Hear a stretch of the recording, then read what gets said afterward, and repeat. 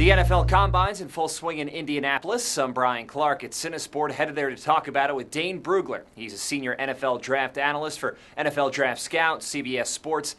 Dane, it's looking like Laremy Tunsil, the tackle from Ole Miss, could be the best player in this draft. Titans have the first overall pick.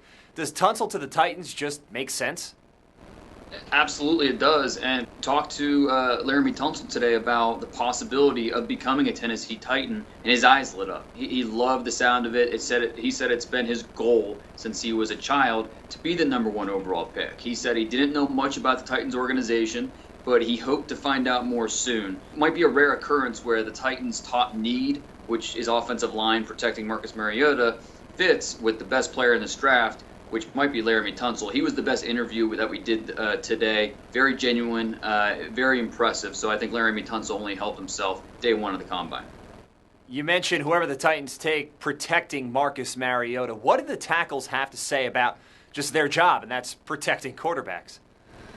Right, and a couple left tackles really stood out today. Jack Conklin from Michigan State had a lot to say about his quarterback from Michigan State, Connor Cook. Said he was undoubtedly the leader of the Michigan State football team, had a lot of positive things to say about his quarterback. So NFL scouts, no question, will talk to Jack and other teammates from Michigan State about Connor Cook, about his leadership.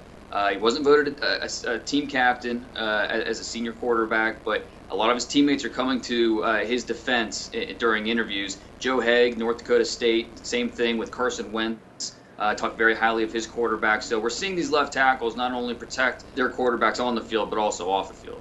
And that's just an example of the kind of scrutiny the Combine puts these guys under. But for the average football fan who's just following along from home, how should they handle just the volumes of information that come out of Indianapolis where every single workout and measurement gets scrutinized so much?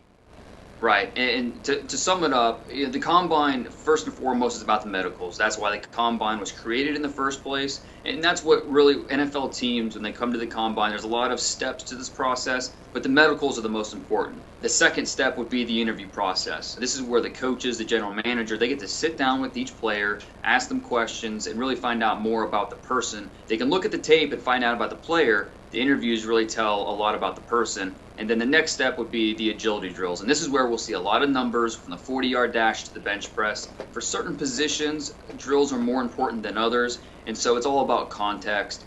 For wide receivers and cornerbacks, you want to know about the 40-yard dash. For the 10-yard split, you want to know about the offensive lineman. So for each position, it's different. But there's a lot going on with these drills, a lot of numbers. So it's all about context and matching up what you see with what you see on this week with what you see on tape and making sure it matches up, almost like a cross-checking exercise. That's Dane Brugler doing it all from Indianapolis for NFL Draft Scout and CBS Sports. Thanks, Dane.